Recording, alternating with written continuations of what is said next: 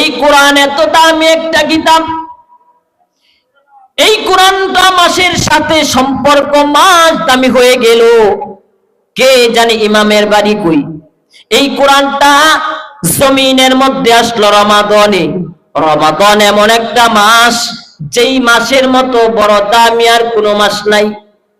রমাদানের কদরের রাত্রে আল্লাহ তাআলা এই কোরআনটাকে নাজিল করলেন।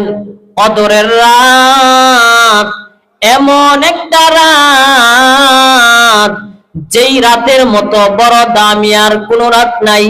এই যে রজব মাস চলতেছে, এরপরে শাবান মাস, এর পরের মাস হলো রমজান মাস।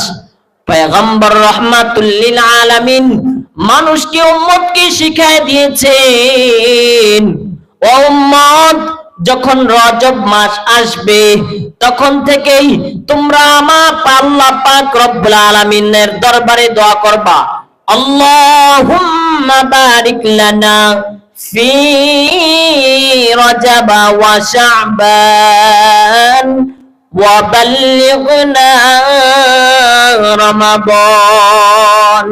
আল্লাহুম্মা বারিক লানা ফি রজব ওয়া শাবান ওয়া বাল্লিগনা রমাদান।